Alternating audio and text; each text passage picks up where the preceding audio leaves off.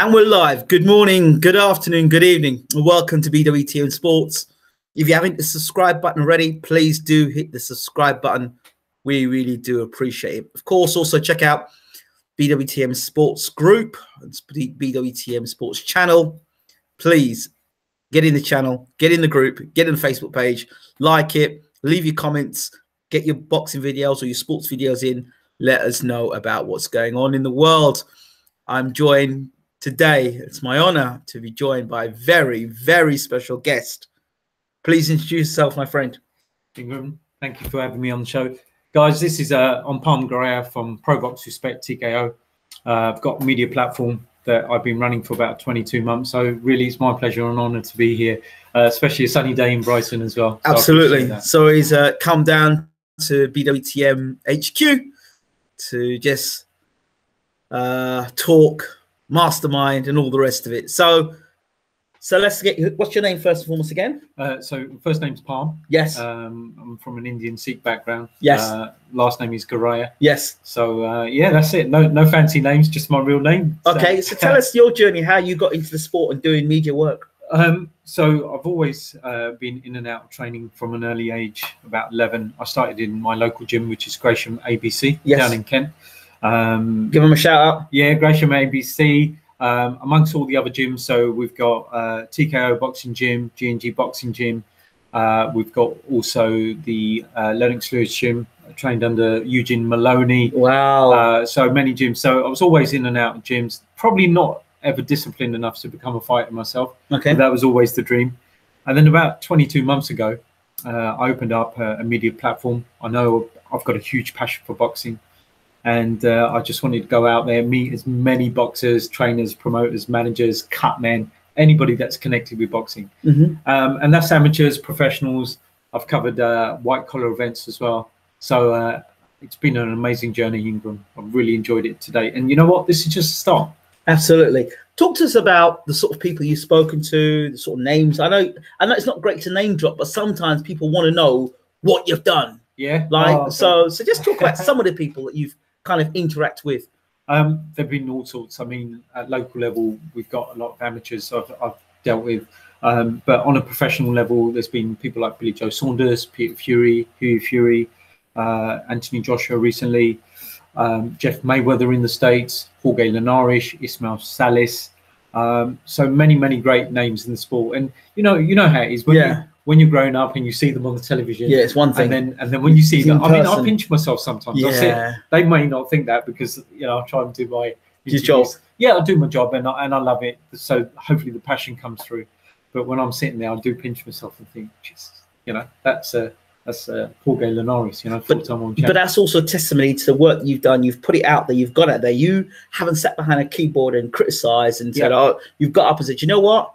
I want that. I'm going for it. You're a go-getter." Yeah, absolutely. And the platform is called Pro Box, but it's not just for pro boxing. I've branched out into interviewing entrepreneurs, politicians, MMA.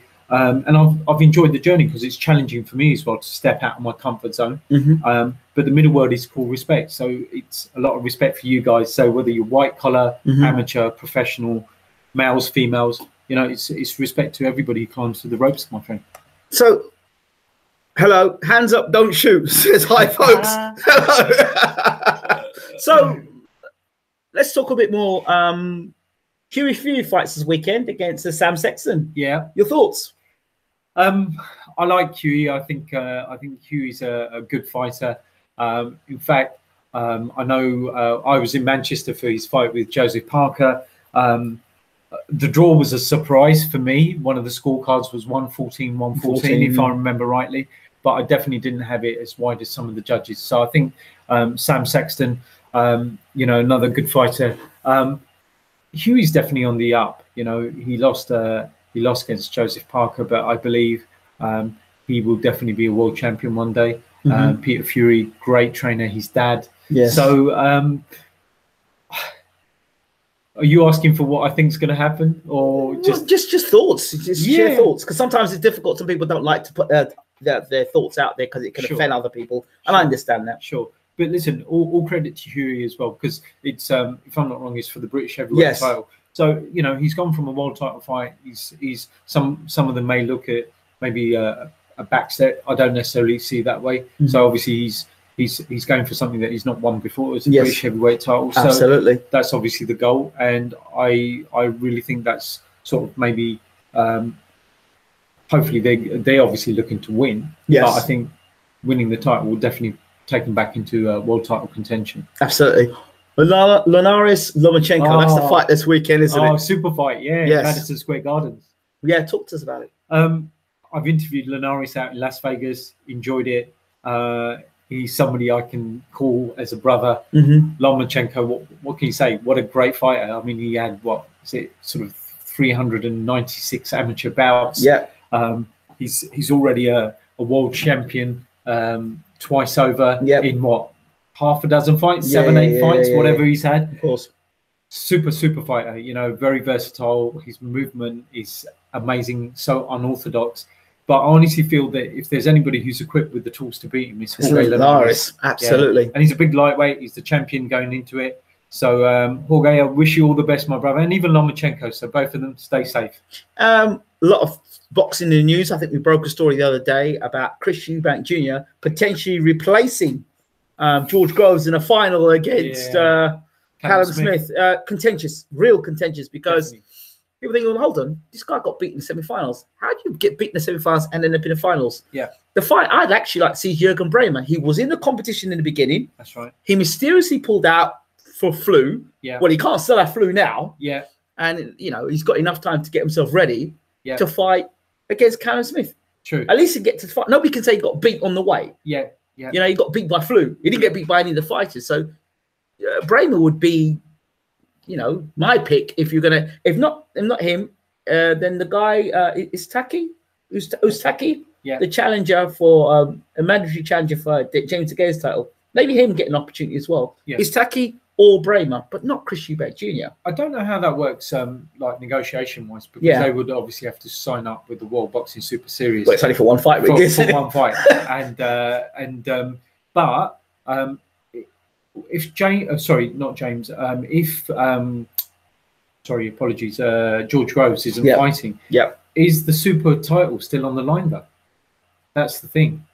That's a good question. That's a good question. Yeah, I didn't realise that. So if George isn't, obviously because he's had a shoulder injury, no fault of his own, and so is the WBA going to strip him of the title? Don't know. And then you got the IBO that's floating out there. There was another rumor that Eubank was going to fight Quinlan again in a rematch. Yeah,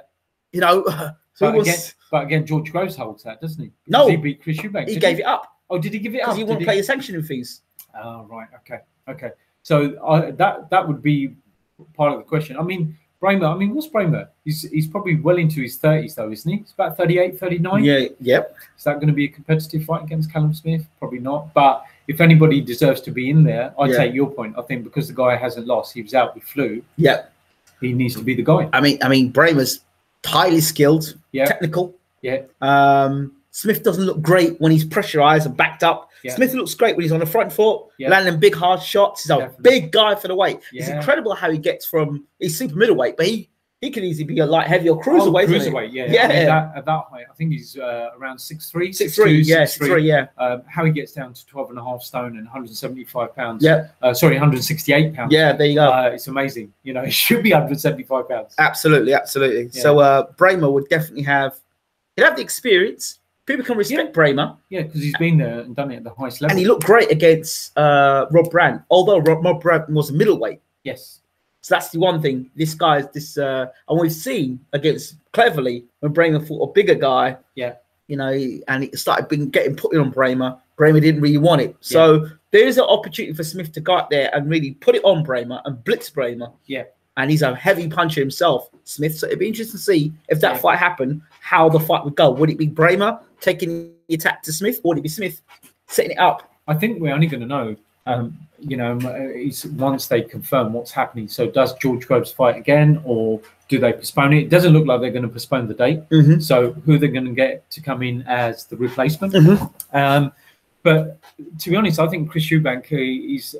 I've got a lot of respect for Chris Eubank as a fighter. Yeah. But I don't think he goes any further than what he's already been, because if he goes down to middleweight, creme de la creme there. He doesn't beat any of them at the top level. Yep. And again, at super middleweight, he doesn't beat any of them at the top level. What did you make of when his dad said that I've built him and this guy's gonna be better than Mayweather? What did you think when he said that? I mean, that's a statement and a half there. Yeah. Well, you can't have dad training you either. You know, you've got to be with it. If you're going to be as good as Mayweather, you've got to be training in. And if he was, not be funny, they would have kept him at the Mayweathers. They wouldn't have let him come back home because he was there, right? Yeah. He was training. I think he went to, was it high school or university or something in Vegas? So if he's a good fighter, they would have kept him. You think so? Well, you know that, don't you? Yeah, right. Yeah, I mean, that's all I'm saying. So, well, he's not going to be as great as Floyd Mayweather, is he? So, no, exactly. The other thing is the haymaker. Yeah. The weekend. I went for the big man. I think a lot of us did. We did. I don't mind having egg on my face because he's been a great fighter, great ambassador for boxing, two-weight world champion. And, I think we all saw, after the first fight, we saw the fact that he struggled with that injury. And fair play to him. To go 11 rounds is no easy feat. So he went 11 rounds. And I think we all thought that old David Haye, if he comes in, he's going to beat Tony Bellew. So I think he's got to retire now, to be honest. You think he's got to retire? You don't think he should come back and fight again? No. I mean, look, I saw something about Dillian White calling him out. I think Dillian knows that he would beat him and possibly an easy notch on his belt. But are they going to do it for £500,000 each? Possibly. But should David do it? No. I think he should quit. I think he should just focus and just enjoy what he's going to do in his life, and especially as a promoter. And Bellew versus Andre Ward, Dre. Not going to happen. You don't think so? I think Dre's going to come back, and I'm a big Dre fan. Me too. Champ, please come back. But I only see Dre at 175 pounds. I think Dre's focusing on. I think he's doing a lot of movies as well. He's in Creed 2 now. Yeah. So he's focusing on. There were rumours about him moving to heavyweight. I thought he was going to come back and actually fight heavyweight. I mean, again, I think Andre's 6'1", 6'2". Yep. I don't see him at heavyweight even now. I mean, if you think between 175 pounds and 14 stone 2, that's a huge gap to get to cruiserweight. Look at Michael Moorer. Yeah, of course. They're similar. You go. Yeah. Michael Moorer, James Toney, Roy Jones Jr. Yeah, there's some great names who've done. But you see, I think Michael Moorer was a huge puncher. He was a big puncher anyway. James Toney, defensive genius. Yes. You know what I mean? You can hit him. Yeah. Then you had Roy Jones' power, speed. Definitely. Moorer could punch. Yeah. Dre, I mean, he's not the biggest guy in the world. For me, he's more about speed and precision. Exactly, and and he likes to work on the inside. Oh, he's the best on the inside. But could you imagine him trying to get on the inside of Anthony Joshua? No. I mean, exactly. Or Joshua or Wilder. Yeah. Trying to get on the inside. I mean, once he got on the inside, these guys would literally probably push him off. Yeah. But who knows? Who knows? I mean, I'd like to see Dre back. But like I said, I think he's taken that bit of time out, which he fully deserves. Yeah. But I see him coming back 175 pounds, because then by then, definitely already we've had the change of champions. Yeah. Because he vacated. Yeah. But I think he's going to come back and say, not a cruiserweight. No, I don't see him at 14 stone 2. What is in terms of pounds? Because it's always difficult because we do kilos. It's 204 pounds or something. Is that what it is? Yeah, maybe 4. It might be 204. Might be, yeah, it might be something like that. So we're asking a guy who probably even on fight night is probably no more than 185. Yeah. To go up to 204 pounds. Well, listen. Right? So what's he going to be on fight night? All those guys have done. Jones, I said, Jones has done it. Tony's done it. Michael Moore's done it. So it's not so much putting the poundage on; it's how effective would he be at that poundage. And him and Virgil Hill, they're very smart. But they were calling that Anthony Joshua. I know. I don't know. I don't know why they would do that, but I can't see that fight materialising. No, I can't either. To be honest, do you actually see Dre coming back? I suspected he'd come back, and he'd come back at heavyweight. He'd quietly get himself up and build himself up and up, work it out behind the scenes. Yeah, I've always called him the Batman of boxing. Yeah. He might not be the fastest, he might not be the strongest, but his mind is so more powerful that he'll just break you down. Think, that's how I got to beat you. Yeah. That's how I'll beat you. And he'll work it out. I think he put a short video out there somewhere on social media, and it's pretty much down to a T what you were saying. So you're absolutely right, spot on there. I actually thought he was going to come back this year, but look, even if he comes back next year, I'm sure Dre's still in trading. I'm sure. Do you think the other thing? I'll throw a conspiracy theory out there. I love my little conspiracy theories, but is it because he's trying to knock off some sort of contract? So if he retires, he doesn't have to honor a contract. Could be. I see a lot of fighters do. They just say, "Oh, I'm retiring." Did he have any fights left on his last contract? I don't know. Sure. Or maybe he was a free agent. I don't know. You have to look at that. I'd like to look at the details of that. Yeah, but we'd know. I don't think Bellew Andre Ward's going to happen. And to be honest, a few people have said this, but I'll say this as well. Why is Tony Bellew not calling out the cruiserweights at the moment? Well, Why is he not? He said he'd beat Usyk and he'd beat Gassiev. Well, I spoke to Abel Sanchez. Abel Sanchez is like, he said, I like Tony Bellew. He's a good fighter. I like Bellew, but Gassiev cleans him out. Yeah. And after that, we move into heavyweight. Yeah. And he sparred. Gassiev sparred with Wilder. I didn't know that. Like he said, he sparred with Wilder. He says, look, at the moment he's not big enough yet. But once we pack the muscle on, we're going for the heavyweights. Wow. So Sanchez has got high hopes that they take out Usyk and they're going to go to the heavyweight division. Remains to be seen, isn't it? One final question I must ask you. Yeah. It's a Golovkin. Abel Sanchez says, we are not interested in fighting Canelo for the second time unless he's tested. He says at the moment he's not being tested. He said you can't be hiding in your house all day long. Yeah. Come out, do your testing. Do all the testing. You're not doing the testing. You're not enrolled to VADA. So or the WBC clean program. Yeah. He's not registered to any of those things. Yeah. So he's not showing the intention, and they're not testing him. And then what they're going to do? He said, are they going to wait until 2 weeks into after his ban and then test him then? Well, it's a bit late now, isn't it? Of course, yeah. So he's saying, no, we're not going to fight Canelo because it's more important about integrity and about the safety of fighters. To be honest, I'm not really interested in that fight in the second time. Because I think Golovkin beat him the first time. Okay. So I don't really want to see the fight. What I do want to see the fight is Billy Joe Saunders, Billy. Yes, absolutely. That's what I want to see. So let's see the undisputed titles on the line. What about Charlo versus Golovkin? He's got to come up, hasn't he? That's what Abel said. He's got to come up and fight somebody. So he said, take out Jacobs, and then we've really got to fight. Do you think he takes out Jacobs? Is he interested in coming up? I don't know. He seems to have the tools to beat Jacobs. Yeah. But it's not about the tools. It's about the gut check in it and the heart. Definitely. When Jacobs sits him back, and Jacobs stands in front of him and says, "Let's have it." Yeah. Is Charlo there? Yeah, because Jacobs is, he went 12 rounds with Golovkin, so he's a quality. I actually said that he'd go 12 rounds. I said that there's no way that Golovkin was going to knock him over because of the movement. Yeah. Golovkin doesn't like movers. No. And again, I'm going to say, obviously, I gave Golovkin beat Canelo, but in that fight, you thought Jacobs? I gave it to Jacobs. There you go. Because I'm a fan. I'm not going to just go for Golovkin because I'm a fan of his. I'm a boxing fan, so I gave it to Jacobs.